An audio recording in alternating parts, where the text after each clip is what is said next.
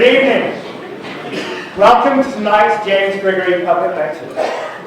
For those of you who are new to these lectures, I'd like to begin by just saying a few words about the programme that is behind this series. It is called Scientists in Congregation Scotland and is being funded by a generous grant from the John Templeton Foundation. This programme is working to enable churches right across Scotland to develop projects that will facilitate constructive dialogues between the church and the scientific world. Currently, we are excited to be supporting 19 projects across Scotland. These projects are being led by pastors and scientists who are eager to promote positive conversation about science and faith within the life of the church. If you'd like to find out more about this programme and the churches that are involved, please visit our website. I would also encourage you to check out the website for this lecture series, where you'll be able to find an exciting list of some of the upcoming speakers, as well as videos of past lectures. There is also a link here to our iTunes podcast. On that note, you may be interested to hear that the next James Gregory lecturer will be the former Archbishop of Canterbury, Dr. Rowan Williams, who will be discussing the question, what is consciousness? I should add that this lecture will take place in a slightly different location of the Younger Hall. Also connected with these lectures is a branch of Christians and Science within the university. If you're interested in being involved with this, or indeed if you're interested in hearing about future James Gregory lecturers, please fill out one of the forms that are up here at the front. Now, to introduce this evening's speaker. Professor Tom McLeish is Professor of Physics and has just finished up as Pro-Vice-Chancellor for Research at Durham University. He started out at the University of Cambridge, where he did a PhD and postdoc on polymer physics. Following this, he has come to be renowned for his outstanding interdisciplinary work, specializing on soft condensed matter, rheology, and biological physics. He is an awardee of the Weissenberg Medal and also the Bingham Medal, and he is a Fellow of the Royal Society. While much of his more influential work has been theoretical, he has also been devoted to working alongside industrial scientists and experimentalists. Going further beyond his specialism, he has been actively involved with public engagement via radio and TV. Also, he has done extensive research on medieval science and the theology of science. This latter pursuit has led to the publication of his recent highly acclaimed book, Faith and Wisdom in Science, with Oxford University Press. And we have copies of the book available for purchase down here at the front. And this evening, we have the enormous privilege of being able to hear from him on some of this work. Another very exciting thing to mention is that Professor McLeish, alongside Professor David Wilkinson and the Right Reverend Professor Richard Cheetham, are launching their own Scientists in Congregations programme down in England. This development will definitely be something for us to keep an eye out for. It is a tremendous honour to welcome you here this evening to present on the Science and Religion Delusion, towards the Theology of Science.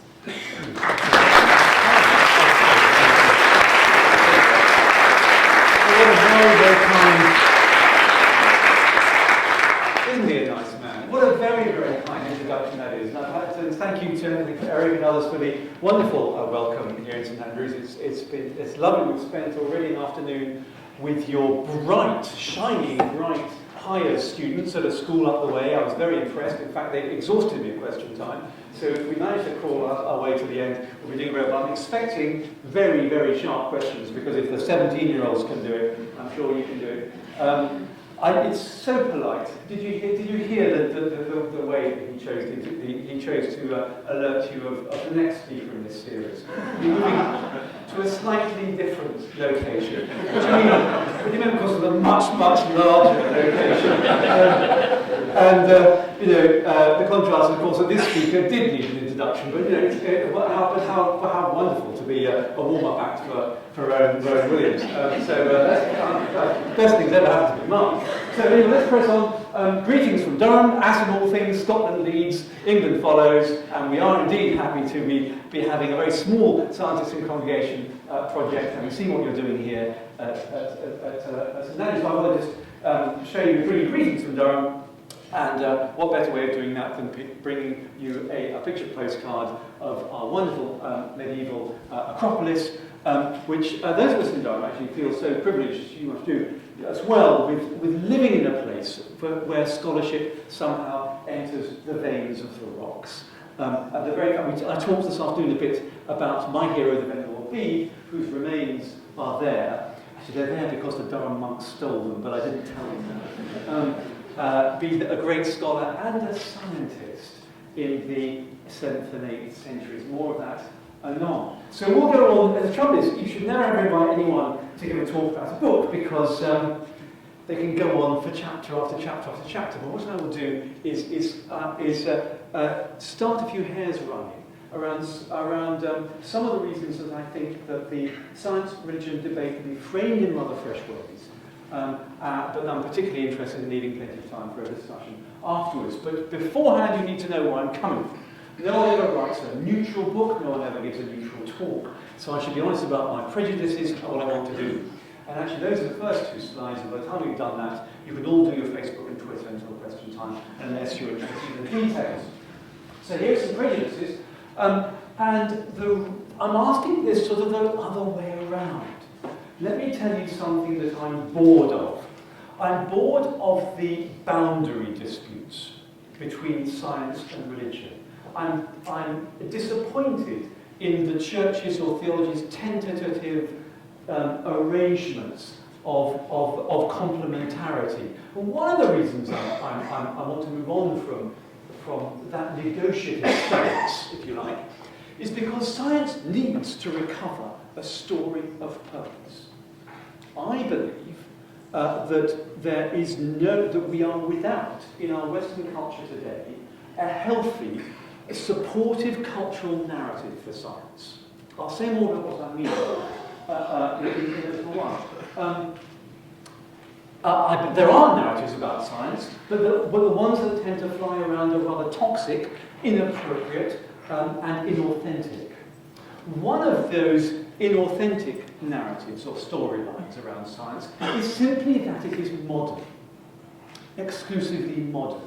You know, I was brought up on coffee table textbooks that told of history of science that told me this. God said, let Newton be, and finally all was light. Yeah? That before the scientific renaissance, the world, the intellectual thought was clouded over with theological mysticism, alchemy, and magic. And then secular science saved us all from this world. Now, I hope everyone here knows that meta-narrative, that grand narrative, does not stand up in the light of proper academic historical inquiry, but that doesn't mean it's dead. And in particular, what I want to do is to suggest that science is the inheritor of a long, long human history that goes right back to the dawn of the human time. And that because... I'll turn this off. Because of that science belongs with the basket of human activities that we call art, music, storytelling, saga, drama. Science belongs with that basket of human activities culturally possessed that mark us out as being human.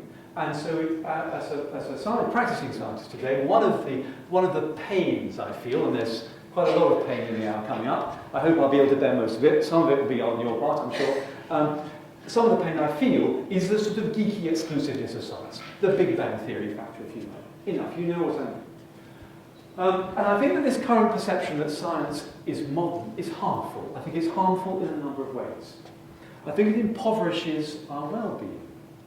If we thought of all music as modern, and therefore somehow out of touch, apart from a small coterie of experts, we would, I think, agree that would be hugely impoverishing human well-being. I think it paralyses public debate. My yardstick for the pathology of the science-religion debate is not the noisy on stage, the usual characters. We all know who we're talking about. You know, I don't know if you've ever had a public first aid at work course.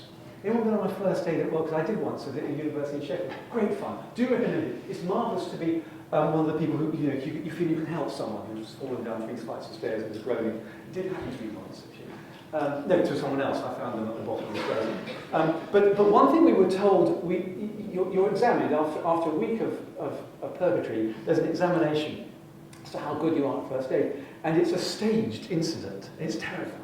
Because you have former pupils covered in staged blood with plastic bones sticking out of various places. It's absolutely ghastly. Can you keep your cool? And one of the questions is this. Which do you attend to first? The person screaming their head off in that corner, or the person sitting quietly over here? The answer is, of course, if you're well enough to scream blue murder, you're fine for 5 or 10 minutes. It's the person who's quiet that needs attention, and attention quickly. Just because someone is screaming, we're the science religion debate, deal with us, doesn't mean that they're telling the truth. And I suggest that the place where we need to think more carefully about bringing these streams of human activity and thought together is not that noisy forum, but the very fact that we cannot seem to have an adult conversation, politically or publicly, about science-based questions that affect human future. You know the topics I mean. Climate change, fracking, geoengineering, genetically modified, let's tick them off. You know, although we're all grown-up people, do we have grown-up conversations, particularly media-supported ones in public places, in the House of Commons? No, we don't. The fact that there is no cultural supporting narrative for science is why there are no wheels on that carriage. You see what I mean?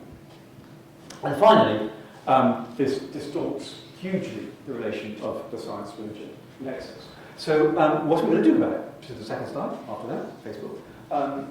This is what we do. So the first thing, I've said this already, we're going to look in different places in the science-religion debate. Biblically, now Mark Harris sitting over there has pointed this out, there is a strange lack of serious biblical study in the middle of the science, religion, or science theology question. And so we need to do more of that. But one of the things I want to suggest to you is that Genesis is not a very good place to start. Well, okay, and I know it's a kind of obvious place to start because it's on the first page you come to when you open the Bible, you know. But that's like starting on the left-hand shelf of the library, left-hand end of the library shelf, isn't it? Because the Bible is a library of books. I'm not saying that Genesis chapter 1 is not relevant for scientific thinking today, but I would urge that it's not the first year formative class. It's not Science Theology 101. And I would recommend that we start with the wisdom literature, and in particular, the book, which I think informs us more than any other, is the book of Job. And we're going to spend a little bit of time with Job in a few minutes' time. There's areas and parts of science that I think we should think more clearly about. You will have had, and I'm sure you will enjoy, lectures on cosmology, and it's quite right that you should, or the strangeness of quantum mechanics, and the odd quantum ontologies that they give rise to. But they're not my field. But that's not a good reason to move to one that is. I think that the science of chaos, thermodynamics, statistical mechanics, the emergence of complex matter from trillions and trillions of chaotically moving particles, and the fact that we're able to understand, to comprehend and predict systems as complex as that, has some momentum, has something to say for us. So we're going to look at that too. And I suppose this is the big one. It took me a while to work this out. You see, I thought for a long time that the problem, that some of the knotty problems I just alluded to between theology and science were the fault of the theologians, rather the fault of the theology. But when I started to read theology more deeply and to interact with theologians more deeply, I realized that actually it's a very nuanced and deep subject, and that theologians have been thinking deeply about the relationship between our minds, God, and nature, going right back to the Church Fathers, Augustine. We're going to meet Gregory of Nyssa in a while, and to the High Middle Ages too, and thereafter. It's not the problems, not with theology. So the problems be with science. Maybe it's these noisy, scientistic, materialist debates I was alluding to before, but they really are a sideshow. They're not what the interesting stuff is. And most scientists, as I know and talk to, are far more nuanced and understanding of what Hannah Arendt called the human condition. So then it dawned on me that the problem is with the and. And it's, conjunctions are such little words. We don't believe they can do much harm, but they do terrible harm in our debate. Because they frame the question.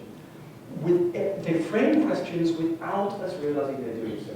So as soon as you ask about the theology and science debate, or the religion and science debate, or the North and South debate, or the black and white issue, or the Islam and Christianity issue, or anything and anything else, it's very difficult not to have drawn up a sort of line and separated the playing field into two halves with goals and a centre line, or a tennis court with nets. And sure enough, the theology and science debate has been more or less a lobbing of the ball over the net from one half to the other. The reason that's so hard is that that does injustice to both human endeavours. For just as science, for they have one thing in common, theology and science. Maybe that's why I like them. I kind of like big pictures. Perhaps you'll get me like big pictures. I like big pictures. I like everything pictures. And neither theology nor science knows boundaries. They don't truck them. So why we talk about constructing them and negotiating them, I simply don't know. There isn't a domain of the world that science doesn't wish to talk about, including the deepest neuronal and psychological recesses of the human mind from which all our thinking today is coming.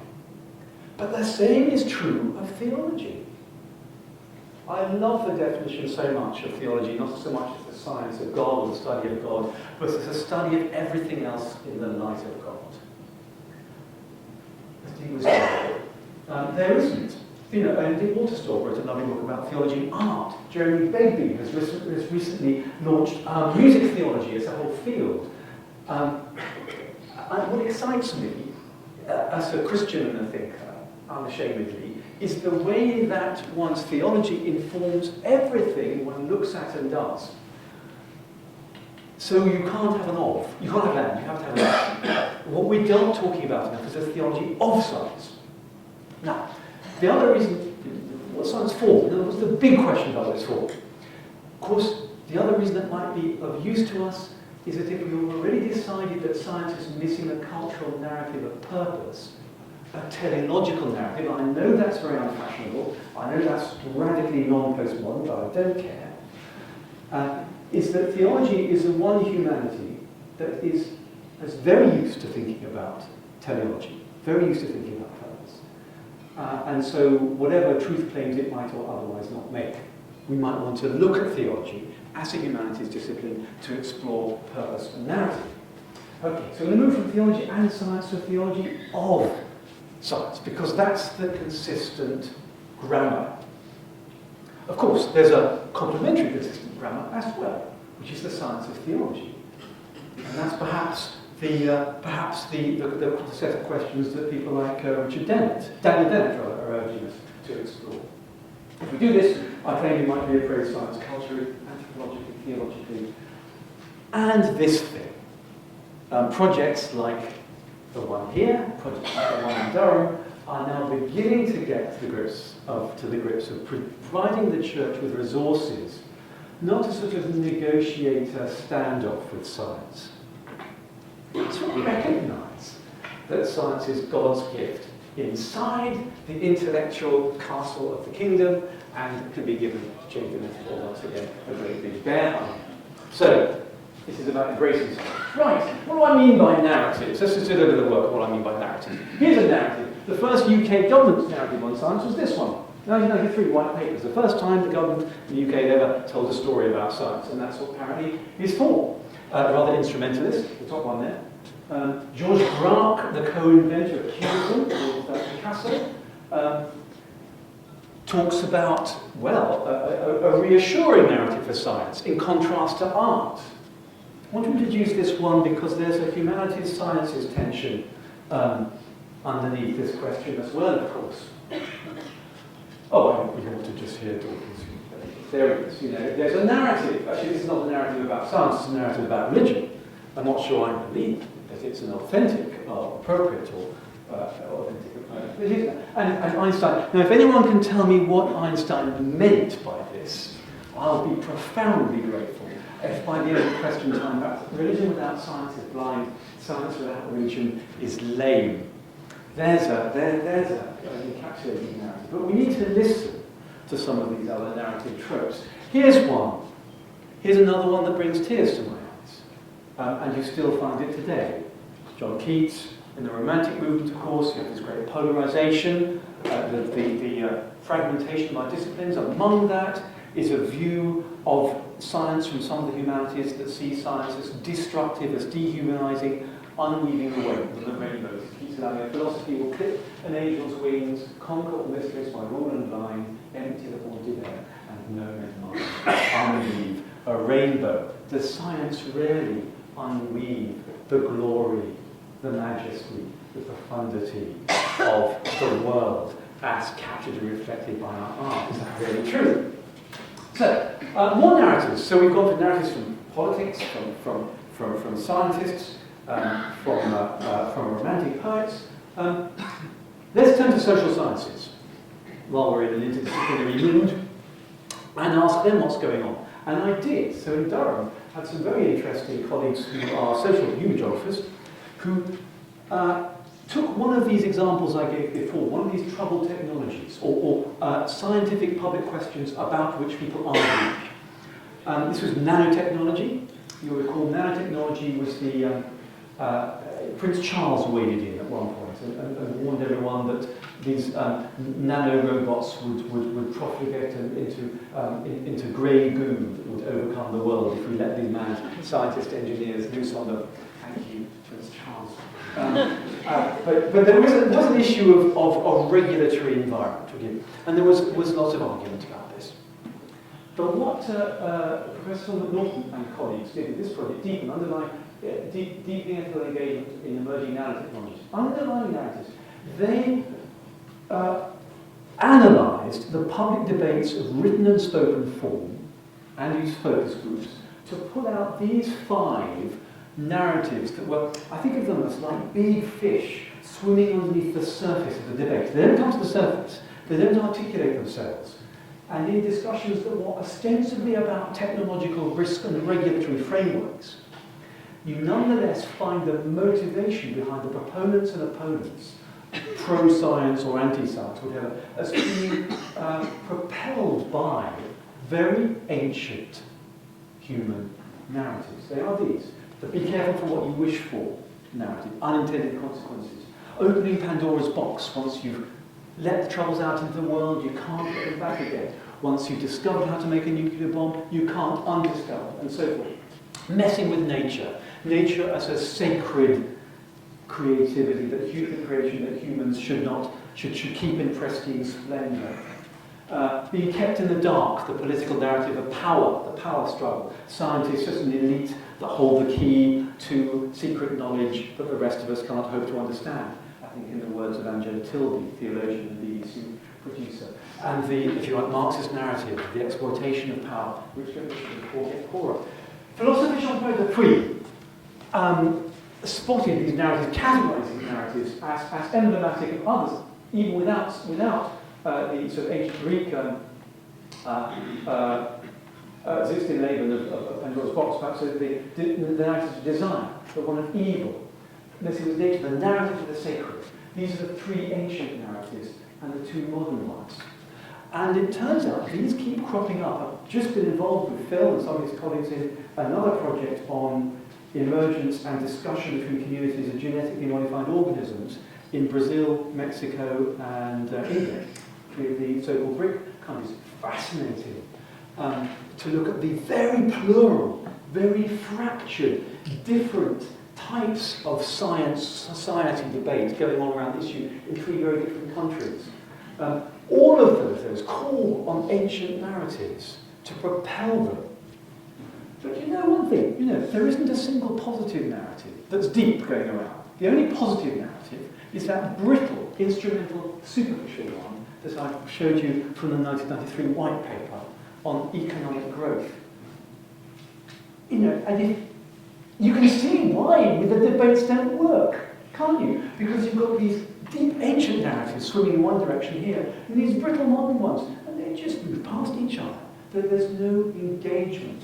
So, however, some new clues for another. Let's go to another source.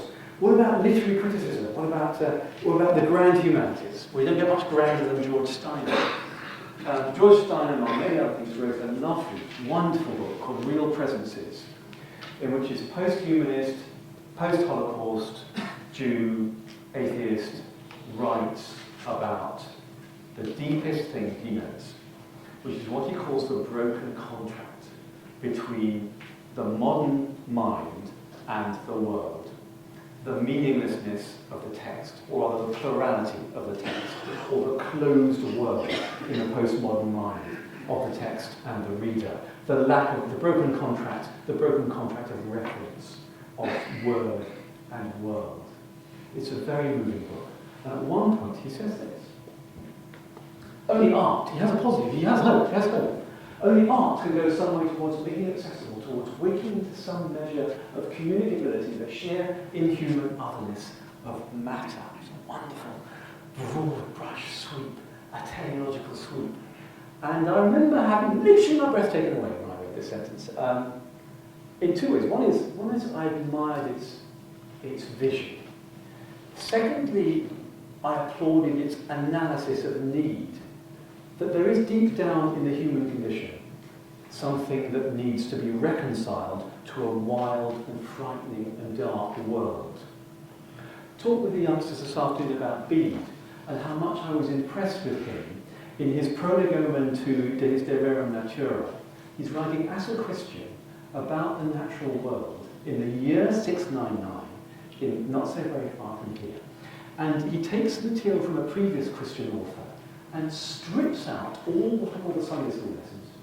He strips out the sun rises every day, and by that we learn that God's promises are new every morning. The sap rises in the trees, and by that we learn that God, blah, blah, there's nothing wrong with the Sunday school lessons, it's just that that's kind of the point. What Bede knew was that it was his Christian duty to explain the science of how the world worked to his student monks and to their congregations when they teach, so that people should not think that when the lightning strikes, or when there's an earthquake, or a storm, that it's because there's some spirit, or some God, or some nature is some vicious force. That they should understand that God designed nature to work that way. That's why we do science. It's part of reconciling to the world. So actually, my third response to this, reading this from Steiner, is art. Not just art. This is what science is for. I sort of felt it in my bones. I don't know whether you can discuss whether it's true or not, but if science is for anything deep, what else could it possibly be than to wake into some measure of communicability, of making accessible the sheer inhuman otherness of the matter? So, let's go to the matter. It's a matter. Here's a matter that matters to me. This is why I thought you might have to find out what I'm working on at the moment. I love you've got me already, I'm a big transgressor. I transgress disciplinary boundaries all the time because it's more fun outside of physics than physics. Even though I love my discipline, I have more fun talking about it, working on it with other people. And the people I'm working on it at the moment with are biologists. So I was about to say, this is a protein called the catabolic activator protein, that's DNA. But René Magritte will of course haul me up on that one. So he n'est pas une pipe. This is a picture of a protein. Okay, this is a picture of a protein. Okay, but nonetheless it is. And I'm like a little boy again. I didn't do biology at school. I'm learning this biology now, and the sheer complexity, the intricacy of the signalling and the functioning, and the multiple layers of information transfer in our cells, even in bacteria. This happens in bacteria. Bacteria is a wonderful creature. So one thing that these molecules have to do is to signal all the time.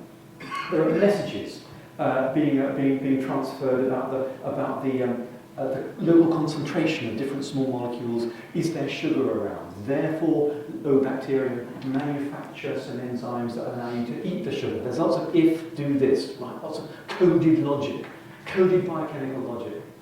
And this coded biochemical logic requires signals to travel across proteins. You may just see this blue and red thing. They are small molecules that are bound, have come in and bound to this large one, and they have to send signals to these parts that bind to the DNA. Simple, you say, well, you can do that. I can just sort of send a poke it a bit and it'll move. Except for one thing, and this is where I think the physics and biology can learn from each other. Something that physicists know, that some biologists tend to overlook, because their textbook have pictures like that in them, pictures like this, is this thing called Brownian motion. Robert Brown, wonderful early Victorian botanist, gave physics a wonderful gift by systematizing, didn't see it for the first time, but by systematizing the motion we now call heat. I'm sure you know this, but in case you don't, here's a lesson you'll never forget.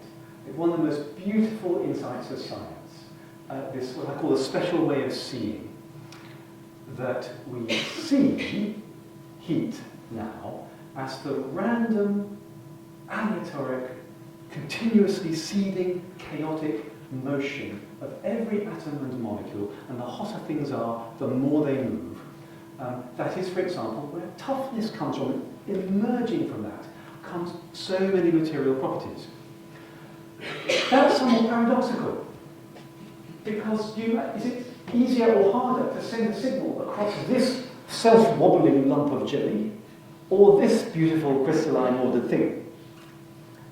And so there's a deeply lying paradox. This is why I say statistical mechanics, or thermodynamics, this field of science, is worth looking at, because it's the science of how order emerges from chaos in the world itself. It's the science of how understanding can emerge from statistics and randomness in the world out there.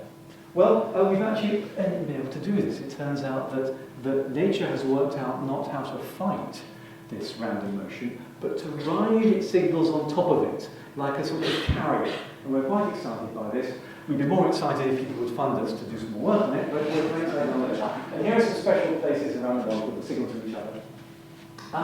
Let me tell you another thing, which I couldn't resist putting in the book. So if that has to do with life, with the chaos of life, and actually, of course, part of the chaos in this cellular mechanism is when things go wrong. And when things go wrong in cellular signaling, we call it cancer. But of course, there is a way of turning all the randomness off, and that's to freeze it. But a frozen world is a dead world. So there's something about life and chaos that live together. We'll read this again in a little while. There's something else about life and chaos. We're talking today about earthquakes and tectonic plates. And the science of tectonic plates, the science of the earth itself, has been another, of course, extraordinarily rich and beautiful topic. Before you perhaps study the science of the earth, maybe you want to study something as a sound part. Now, if you know, you've just been up to television, haven't you? And you tell me that Eric's copy of my book is full of little grains of sand. Well, some of us read our books on the beach, I understand. That's great. So actually, there's sand in the book in two ways. There's sand in his copy of the book, but I also talk about sand in the book. So here are two parts of sand. They're exactly the same shape, exactly the same size, made with exactly the same sand. So you might expect they'd be exactly the same. But no, they're not. They're made in different ways. This one is made by dribbling. When you were very little and you went with Eric to the beach and you dribble sand from your hands and dribble it into a cone. You just dribble the sand from the cone, it builds up from the top, it builds up the cone that way. This one is made from a sieve that deposits the sand layer by layer, smaller and smaller circles until you make a cone. Turns out that sand piles are not the same, they depend on the history. And if you measure the force underneath the sand pile from the middle to the outside, So you might imagine this one has, it's got more weight pressing down in the middle, hasn't it, from the outside, because the pile of sand above you is bigger here. So you would expect more force, and you see more force. Here's the middle, here's the force, it's higher there than there. But this pile, which is just the same, it has more sand on top of the middle than the outside, has less weight. It's got a dip in the force. Now why is that? It's fascinating. And the reason is, when you look inside, and here's some wonderful experiments from Tom Mullen in Manchester, who's managed to visualise the chains of force inside a sand pile and allow the grains to light up when they're being carrying a heavy load. And can you see the force chains are like bridges? They're sloped outwards. Only in this pile, not this one. So inside a sand pile, there's sort of natural bridges that we can't see, but they're there structurally, that confer, like in Durham Cathedral, I love showing people around Durham Cathedral, in the way that the stone vaulting carries the weight to the outside. And underneath, although there's most stone under the tower, then there's no force at all. So there's a sort of insider, naturally occurring cathedral inside these sand piles. Now, there's something about, so this is emblematic of something which I think is beautiful and right at the heart of science. It's a way of seeing into the deep structure of material. It's a way of seeing beneath the surface of the world, and that world becoming less strange to us. See the resonances? Now, this is St Andrews, so I know your Latin is your second language. I've made it slightly harder for you by putting in Gothic script, but you can be reading through this. We're going to do some little bit of history, and having talked about narrative a little while, I want to take us back through time a little bit, and just to give you some pointers to my thesis that science is the name we call the current chapter of a book we've been writing since the beginning of humanity. This is another Durham project. I can't just tell you about. Robert Grosseteste is our hero, Bishop of Lincoln in 1225, master of the Franciscans in Oxford, wrote 15 beautiful science books in 1225 on colour, cosmology, light, and the one light is extraordinary. He actually has a material theory for light, for light theory of materials that has wave-like motion endowing matter with rigidity, because he knows that Democritus's classical atoms don't explain this. That's what impressed me. One other thing impressive about scientists that I know is that just because something is obvious doesn't mean it's understood. Just because it's obvious that you don't fall through your chairs when you're sitting on doesn't mean you understand why you don't. Particularly when I point out that your atoms in the chair's atoms are 99.99% empty space. So like clouds of sand should be passing through them, but we don't. Grosseteste understood this and thought that it was light, or something like light, that endowed atoms' properties. He then made an extraordinary Newtonian leap and decided to apply this theory of matter to the largest example of matter that there was, namely the cosmos. Now, we applaud Newton, don't we, for watching the apple, the metaphor of the apple fall, and wondering whether the same force was the force that kept the moon in its orbit. But Grosseteste also, 300 years before that, made the same ontological leap between the theory of matter on the bench, in the bench, and cosmos. This interdisciplinary project, you see, works very well, because it's the scientists that are the inheritors of this thing that get excited by this content. The humanities scholars check us and make sure we understand the high medieval philosophy and theology and the Arab commentators on Aristotle and the metaphysics they were working on, and they're also rather better than we are reading the manuscripts. But we can recognise the existence of material and physical laws inside these texts. And this is a complex, busy slide. This is the interdisciplinary project I'm having most fun with. But we've made what I call a mathematical translation of Grosseteste's Delusion, his cosmogony. He has a theory for the origin of the universe, and he has it theologically.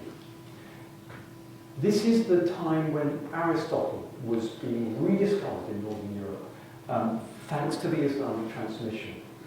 and the commentaries on Aristotle from Al-Kindi, Al-Hazel, Avicenna, and so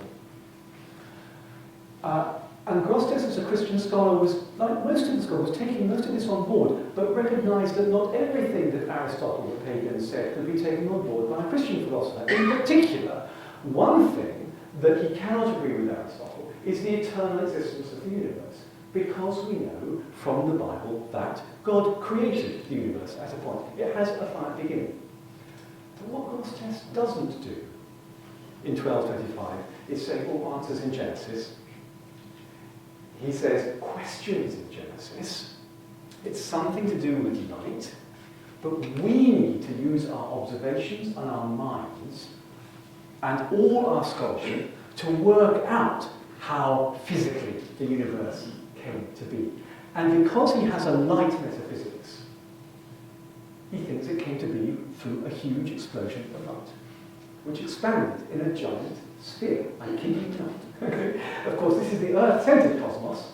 What he then has is this series of laws. The point is, he doesn't have the mathematics, but we can layer the Latin edition, the English translation. We can layer, I claim, an appropriate mathematical translation of the content and work with it and use it. Now, I'm well aware that the historians and humanists among you will be hurling anathemas of presentism at me. Let me assure you, you can ask me a question, tell me I'm well aware of this. We are not claiming that Grosseteste is a 20th century physicist. What we are claiming is that the reception of his thinking by 20th century physicists and our current tools can be used to interrogate the texts in valid ways that extend the toolkit of the humanities. Okay. But in particular, this mathematical translation allows us to compute. And my colleague Richard Bauer, he's right, one can reconstruct medieval nested cosmologies this way. And there they are.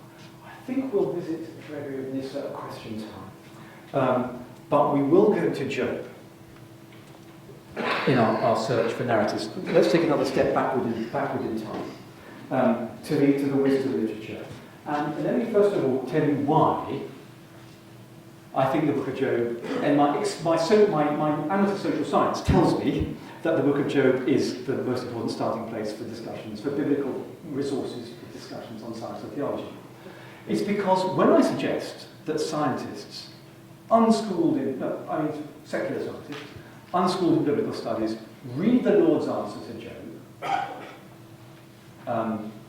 when God finally speaks, after 37 chapters of those circular arguments of Job and his so-called comforters, you know the story. And God finally speaks. God speaks, as I'm sure you know, in the most beautiful nature poem of the ancient world, in tropes of questions. Out of the world, God speaks. Where were you when I laid the foundations of the world? Surely you know, when I measured it and laid it out in light and breadth. Questions, questions, questions. God fires questions at Job. Have you journeyed to the springs of the sea? Where is the way to the abode of light? From whose womb comes the ice? Do you know the laws of the heavens? This is extraordinary. And can you apply them to the earth? Do you know how the eagle navigates her way south? Can you lead the Pleiades and the constellations out?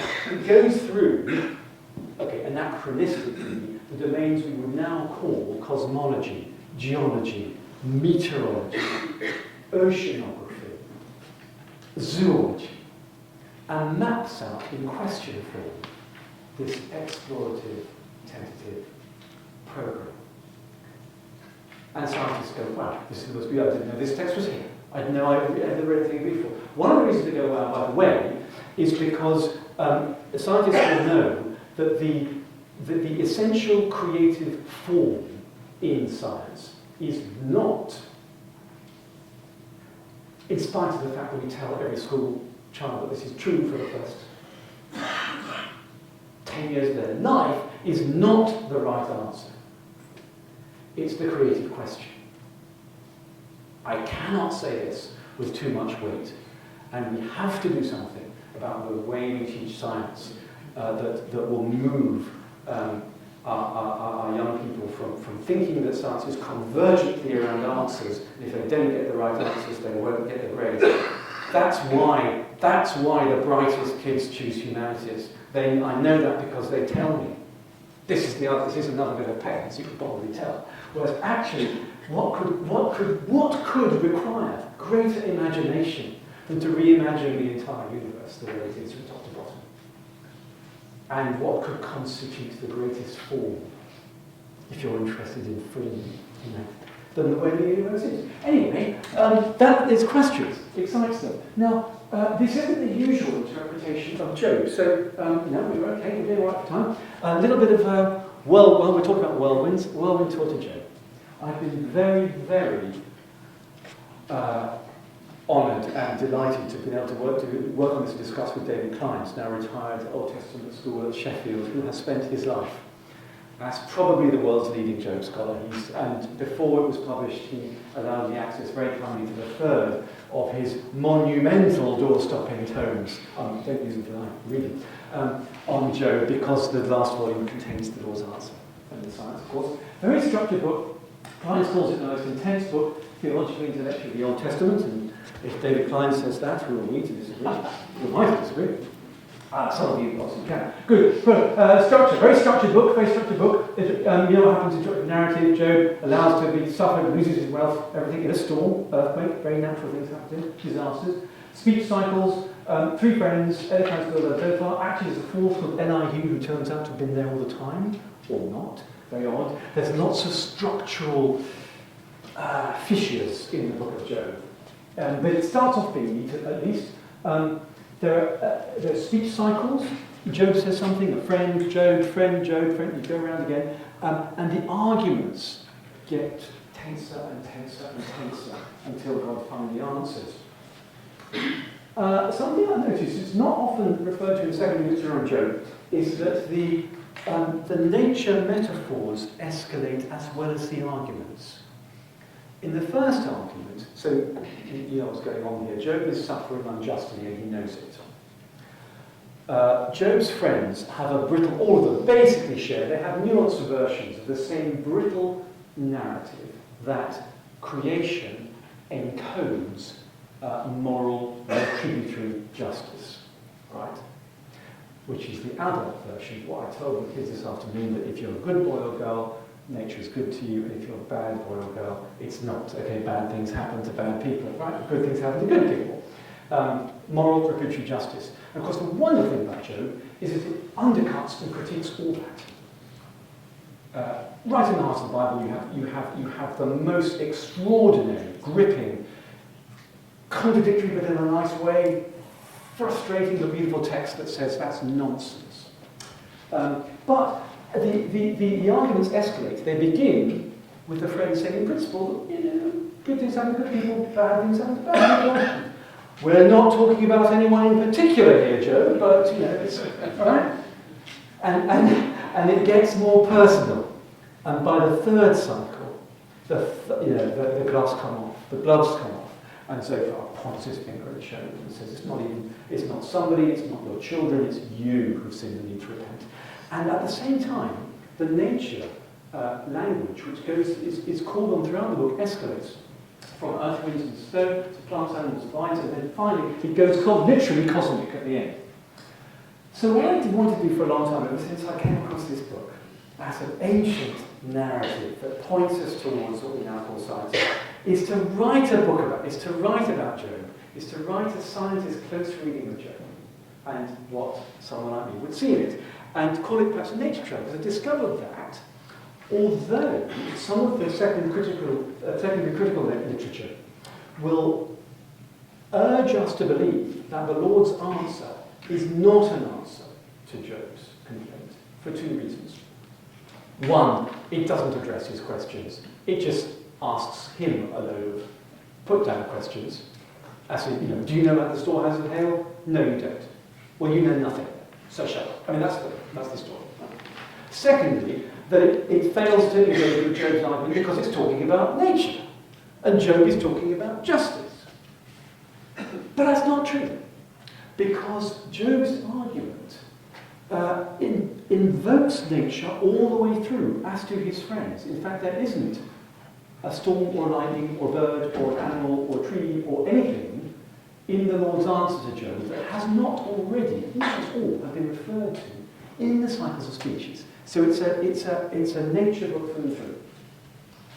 You can begin with nature, from the wind, from the sores on Job's body.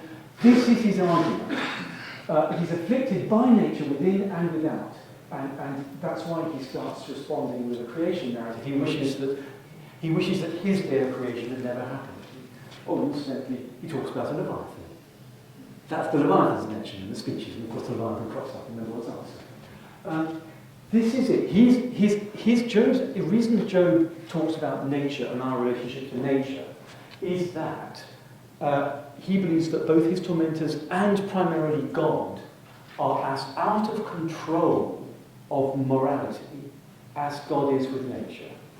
You see, my brothers have been as treacherous as the waters that flood and dry. God is equally capricious. He may mould me like clay and pour me out like milk or like curdle, but now I'm rotting through and through again. Job is about a lack of law embedded in nature, not just the moral law, but the physical law. He holds back the waters, there is drought, he lets them loose, they overwhelm the earth. So no one could grow their crops because they're either dried or they're flooded. Nature is chaotic and out of control, so no surprising that justice is too. In this rich and wonderful book, there is this clash, in spite of all this dreary stuff, of hope and hopelessness.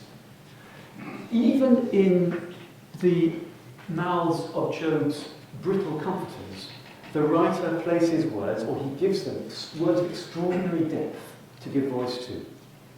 Think of Steiner's broken relationship and read this from Eliphaz, talking about the day when Job finally repents. All root and blight will mock. You'll have no fear of the wild beasts, echoes of Hosea and Isaiah here, for you'll be in covenant with the stones of the field, and the wild animals will be at peace with you. Covenant. Bury it. It's the same word. It's the real word. It's the Hebrew, it's the highest relationship, level of sacred relationship, and it's used for stones. It's a really shocking thing. But that really is the vision. A renewed creation with the physical world. I guess it's also irrelevant as well. So there's this massive climax, and we get cosmology, as I said before. I don't visit there too much, but I do want to. Don't have a couple minutes.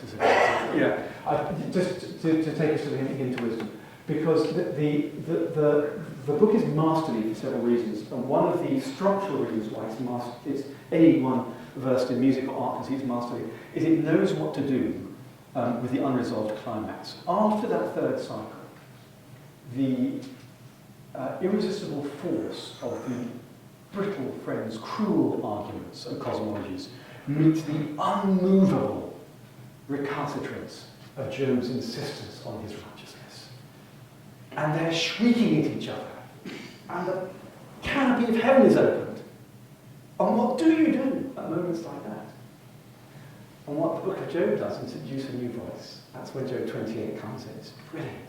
A thing called the hymn to wisdom. And we have this extraordinary text. There's a mine. Surely there is a mine for silver in a place where gold is refined. We're taken down a mine.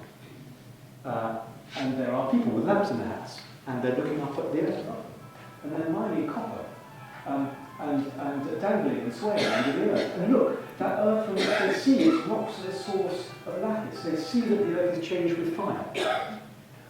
It becomes actually a wonderful icon for what I said before about science. Science is the extraordinary human gift of looking beneath the surface of creation and seeing structure beneath. And that's what the hymn to wisdom says about wisdom. Not even the hawk's eye sees what the miner's eye sees, because we, with our shafts and ropes and lamps, see the earth from beneath. We see the streams of gold and silver. Now, it's exciting. The language is so deep that some commentators have even thought this can't possibly be talking about humans, let alone miners. This must be a miscopying for a divine attribute. But it isn't, because the divine attribute comes comes at the end. It's a funny chapter. Then the chapter announces that it's actually about the search for wisdom and where wisdom can be found. But it's not until the end that we find that wisdom can't be found anywhere, but wisdom is a way of interacting and seeing the world, because it's what God knows about. God understands the way to it. For it's he who knows its place. For he looked to the ends of the earth and beheld everything under the heavens so as to assign a weight to the wind and determine the waters by measure. There's a physical, numerical evaluation. There's this new way of seeing, a divine seeing that, according to Job, embodies wisdom. And this is the wisdom that Job and his interlocutors so desperately need. So when the Lord answers, have you journeyed down, and starts asking about, have you perceived the control of the chaotic rivers, the motions of the stars? He's inviting Job, explicitly invites Job to join him. He says, stand up, gird up your loins, face me like a man. These are not put down questions. These are inviting Job, and I urge us to understand, us as his readers with him, to engage in a long human race lifetime search for wisdom, which is a stance into creation, which is alongside the divine, not sort of looking in for the divine in nature, and it challenges completely this simplistic encoding of morality. So, I'm going to just, that's the question time. I want to pull out now, just link what we learned from Job to what we began with. In the book, there are 6 different ways in which human beings can react to nature. 6 narratives, if you will. They are the brittle narrative of the Friends, that nature just enshrines moral. But in many of the speeches we find other ones, that nature is an eternal mystery. We can never, though it'll always be a mystery to us, but not to God. There is the book of lessons, that nature is a book of nature. There's a book that God wrote, just as the scriptures he wrote to, and that, oh Job, you should learn the lessons from nature. We have Job's narrative, that nature is uncontrolled chaos. We have another narrative that is strange to us, but not strange to the ancient Middle East, that nature, the sun, or the moon could be objects of worship themselves, and there's a deeply heartfelt assurance from Job to God that he's never done this. Beautiful. But there's a 6th narrative, which is that our engagement with the created world, with this sort of divine insight and action, is the way to wisdom. Now, it just came out this way. I promise I didn't fix this, but these narratives you mentioned before, they popped up again. Look, exploitation and moral law, alienation and mystery, sacred and nature, evil and chaos, desire and worship. But we've got a 6th narrative now, which is in Job, which is that engaging with nature is the way to wisdom. But engaging it not exploitatively, not worshipfully, not self-centeredly, but under the divine. New Testament stuff. But so let me finish. Fine. Suggesting how we pull out a theology of science from this. Obviously, it has to be looked at Christologically today and throughout the eyes of the New Testament. I think this can be done as well. But a first go of the theology of science would be this: that science is there as what St. Paul would call the ministry of reconciliation. That there is that Steiner is right, that Arendt is right, Heidegger is also right, that there is an ontological gap, that it is a human requirement to negotiate between us and nature, and that this has a long, long history, and that that's what the teleological theology or purpose of science is. But those who have a very high view of human aptitude to do this, it has a sort of dual structure. It's fascinating that whenever you pick out this relational wisdom to creation in the Old Testament, or indeed the New, it's never singular. There's always practical wisdom along with cerebral wisdom, and there's something in there around the relations of science and technology that I think we can tease out. It will recognise that engaging on this task will always be ambiguous and painful. I've looked at, there are about 20 or 30 passages, serious texts, that comment, Old and New Testament, around the relationship of humankind with nature. Without exception, they are embedded in the context of pain. Job itself, shot through with pain. Genesis, brambles, childbirth. Proverbs, the whole thing's about pain. There's only one exception to that. That it would recognise this theme of order and chaos. That a neat, clean world is a dead world. Were you there when I laid the foundations of the earth? We are actually invited to imagine creating a cosmos and finding a way to channel the chaos. It will celebrate the centrality of the creative question. I've mentioned that before. It recognises the role and work of love. You don't hear commentators about science talking much about love, but listen to scientists talking about what they love. And you find that love does operate in science in a very important way. And I'll say about that. And I suppose this is where I'm going to finish and see whether you buy this. That in a New Testament world where, according to St. Peter, we are all priests.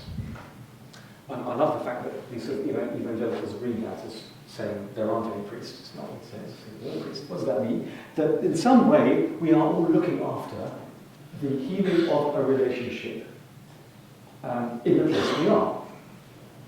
And that's possibly because one singular, large relationship has been healed.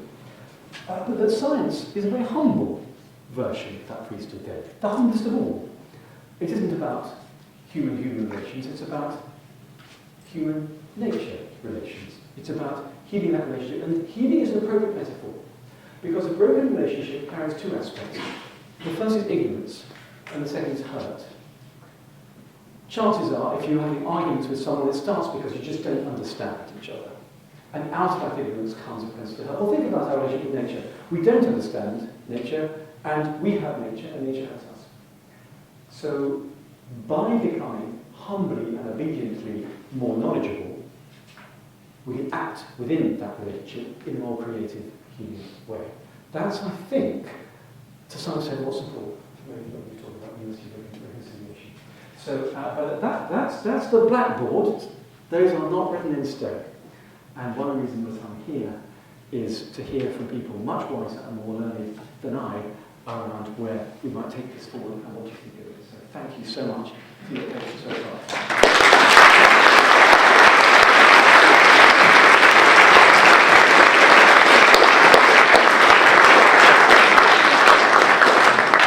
Thank you so much. Professor McLeish has kindly agreed to answer some questions.